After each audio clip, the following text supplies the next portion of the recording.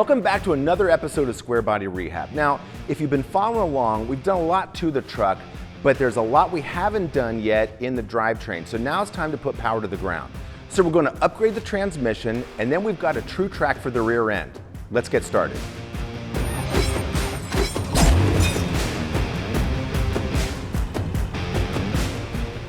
First thing we're going to do today is take care of our torque converter clutch or our torque converter lockup. Because we are essentially deleting the factory ECU, the engine control unit, and using the Holley Sniper 2 unit, it can't control the torque converter lockup. So what we have here is a kit from TCI that is basically going to use vacuum switch for our torque converter lockup. Also, while we're in there, we're going to change our fluid and our filter. I guess it's just time to get this out of the way and make a mess. Around it. Silicone that pan. Nope, it's just been on there a while.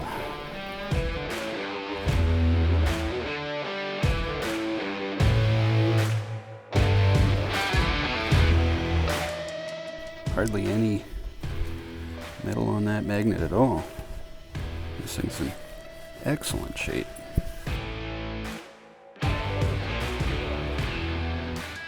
So I'm pulling off the old harness, replacing it with the new harness. This plug goes up into the bulkhead fitting.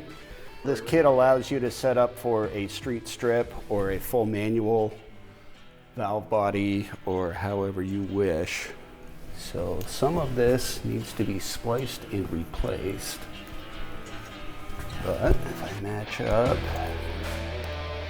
terminal A, which goes there, terminal A is positive for the torque converter. Junior, this looks like a lot of work. Is it all worth it? Oh yeah, absolutely. Basically, what's going on here is because we took the TBI system off, the factory engine control unit is no longer used. We're using the Sniper 2 system, but the Sniper 2 system doesn't support the overdrive lockup of the 700R4. So because this is a 4-speed with a lockup, you kind of want that lockup. You don't want it just sitting there fluctuating. Fluttering back and forth between. Well, it's not so much that as you'll be stuck in 4th gear without your torque converter locked up. So it won't be a direct drive. Your transmission can get hot when it's not in lockup. So right now I'm just trying to get this installed so we have a lockup and it operates just like it did before. So that driving it, you wouldn't notice whether or not this thing had a different connection between the transmission and the EFI anyway, right? It's just all well, I mean, if you know, you know. Yeah. You would feel it in 4th gear. It would still have kind of that slushy automatic feel. But when the torque converter locks up, it's a direct drive from the engine right through the transmission to the rear end. Whereas 4th gear, it's using the turbine and the torque converter. So that'll build up fluid temperature, transmission temperature. But when you're locked up, there's no heat going through. It's just like having a standard. It's completely locked up from engine to rear end. All the way to the rear end, Yep. okay. And So reduces wear, mileage, right? Reduces wear, keeps your temperatures down. Yep. Now with this setup, if you wanted to, you could actually have a switch on their dashboard so you could manually control your lockup, and then you could use lockup in 2nd gear, 3rd gear, and 4th gear. Oh, wow. So if you were towing, going up a steep hill, your transmission's getting hot, you hit your lockup in 2nd gear, and now it's a direct drive, your transmission. That's kind of a nice feature if you know how to, right? Yeah, yeah. But it's not for everybody if you use the manual because you don't want to shift in between gears when you're locked up. You want it to unlock, shift. That's when you start breaking stuff, and right? then lock up. If you're not paying attention, it can do some damage internally. But we're just going to set this up for daily driving, get in and go. Okay. Yep. Less complicated, right? Yes, Okay. yes. That Don't have sounds to good. think about it. Yeah, right. We'd rather you do all the thinking now, and then we can we don't have to do any thinking later. Yep. Okay. Yep. Great. So this will be turnkey. So what else do you have to do before we move on to the next thing? And what is that next thing? Basically, I just need to finish up adapting in our wiring harness. We have a solenoid switch that's going to go in, and then there's a vacuum pressure switch that goes up on the manifold. And the lockup will be based on intake manifold pressure. And then once that's all set up, we're going to move to the differential and we're going to install a traction aid. That sounds like more fun. Yeah. A traction aid. That sounds like a lot more fun. Okay. Eaton Truetrac. Nice. With this engine and a short wheelbase with a one-legger, it'll break the tire loose real easy, real easy. We're not allowed to talk about that next. Yeah. Well, we do have a set of old tires that we need to give a smoke. final, give a final goodbye to. Yes. Give a Viking funeral to. Yes, exactly. All right, good. Exactly.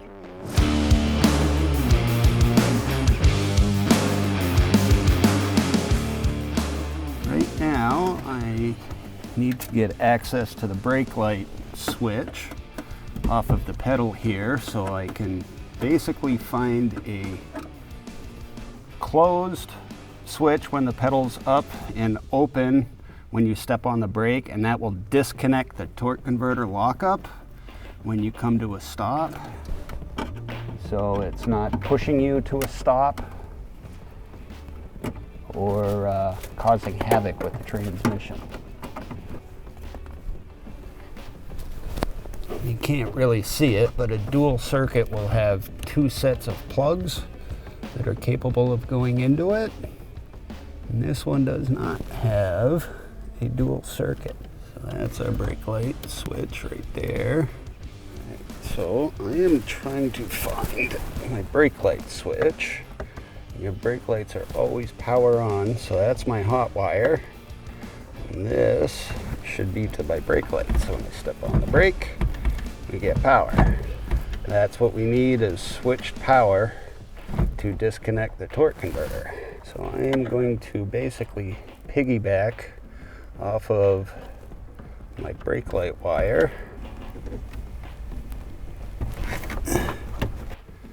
And that will also have our torque converter disconnect on the brake light fuse.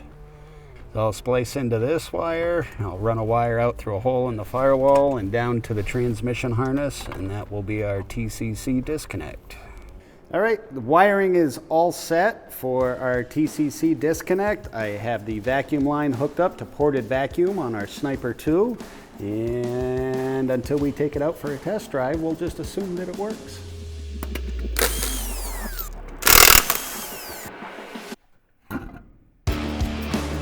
Since we're going to set up the motor at one end of this short bed square body for more power at some point in the future, now is the perfect time to set up the other end to handle whatever we throw at it.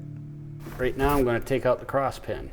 So this is your cross pin here, and your axles come up against that. On the end of your axles are two C-clips. So you have to pull the cross pin, push the axles in, pull your C-clips out, and then you can take the axles out. That goes all the way through the cross pin, holds that in. Cross pin comes out. So these are your spider gears. They go top and bottom, and those are your side gears. And this is actually what allows it to be an open differential. So this will take up to account your different radius as you're turning. And this right here is what we're going to delete, so we have a limited slip. It's fair to say that most self-respecting gearheads will talk a lot about things like rear gears, the quote-unquote posi rear, and just about all assortments of traction control. But really, how many of us know how to replace an old open rear with a limited slip glory maker? Well, Junior is going to talk us through it gear by gear.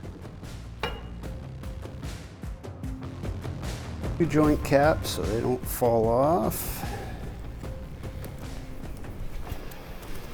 So what I'm going to do now is just check our backlash, because we're going to reuse these gears. 373s are going to work perfect for what we plan on this. So I'm going to check the backlash and try and reset it exactly as it was. I have 12 thousandths of backlash, but always check it in a couple of places, count for any differences. So when we reassemble it, we'll set our backlash to 12 thousandths. And next I'm going to take a pattern on the gear wear, take a picture, and we'll match that as well. All right, so gear marking compound, sometimes called indicating compound. So what this is doing is giving a wear pattern between the pinion gear and the ring gear. And you want to get a nice smooth oval pattern as dead center as you possibly can. If we had a really sharp line on any of these patterns, then the gear set would be too worn out to use. So when you paint it on, it's all yellow, you move it around, and it indicates what your contact pattern of the two gears is. So right now, I am going to take a couple of photos of my gear pattern.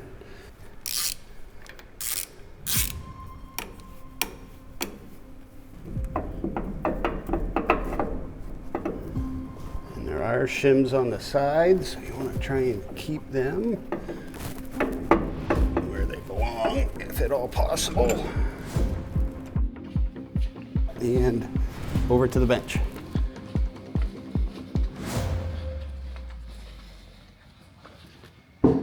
So first thing I need to do is pull the old ring gear off. So I'm going to pull this side gear out and set it up in the vise here, so I can start taking the ring gear bolts off. This will just make life a little easy. The only thing we're reusing is the ring gear.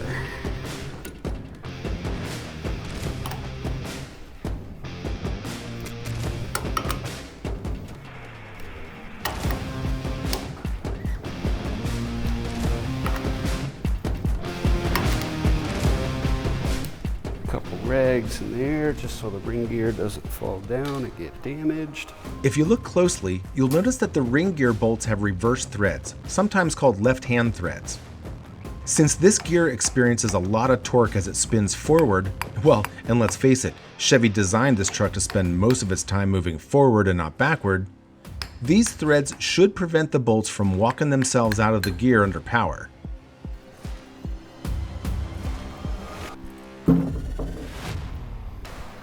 That is one used ring gear. So I'm just going to wipe this down. Definitely want to clean it up because these are blind holes I will need to spray out and clean and get all the oil and debris out of there. So I just want to go through, basically inspect this, look for any cracks or damage or excessive wear or excessive hammering. This one actually looks pretty good. And what I like to do, I have just a sharpening stone here that I do not use for sharpening. It's strictly for ring gears. And if you rub it around, it will point out any excessive high spots or any burrs that you may have.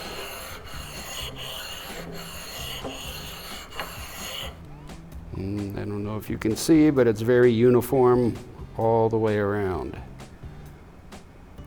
If it was warped, you'd get a very shiny high spot in one location and not anywhere else. But this one is wearing evenly all the way around, so this is usable. Now I need to basically take it over and give it a good cleaning.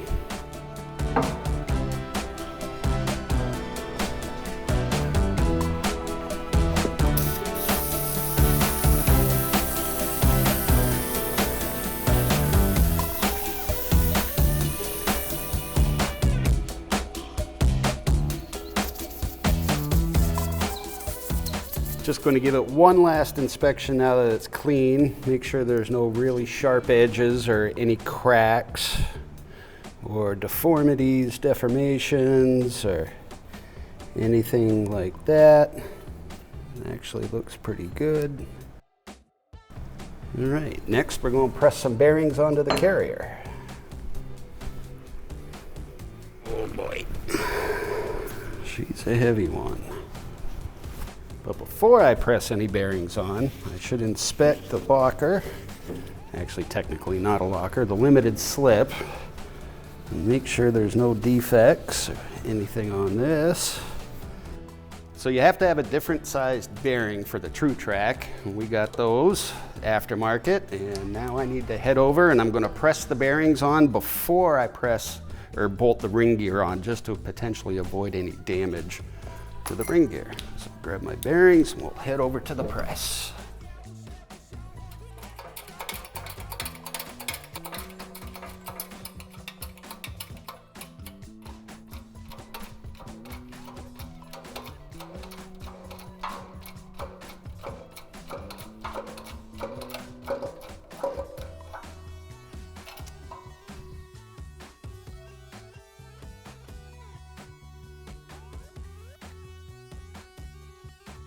So our bearings are pressed on the carrier. Now I'm going to cook our ring gear at 200 degrees for 30 minutes so it'll drop right on there. I conveniently have a nice little pizza oven to throw it in.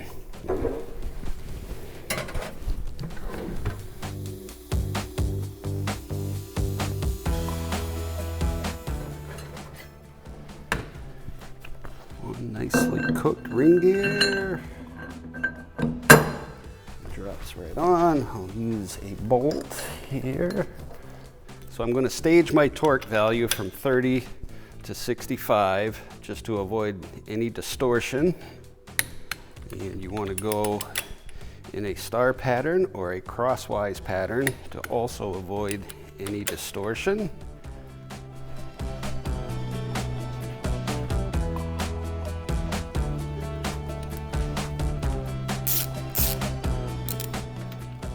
So I've got the carrier back in.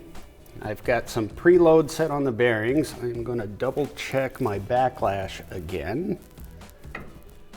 And it looks like we have about 7, which is a little tighter. If you remember before we had 12. The specification on this is between 6 and 10 thousandths. So I've gotten it a little bit tighter. If I don't set up the pattern where it was before, especially with used gears, you can get very accelerated wear. You can get excessive heat. Really quite critical to match it up where it was before.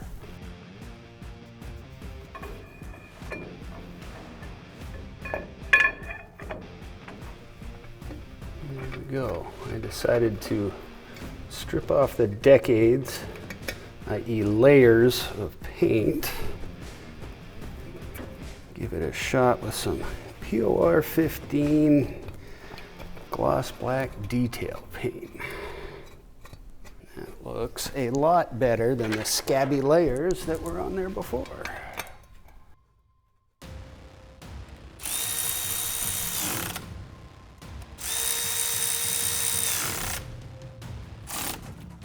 We've wrapped up the transmission. Junior dug into the rear end and installed the Truetrac for a limited slip. So up next, we're gonna work on suspension. Get this thing sitting on the ground just right. Hit like, subscribe, and make sure you comment.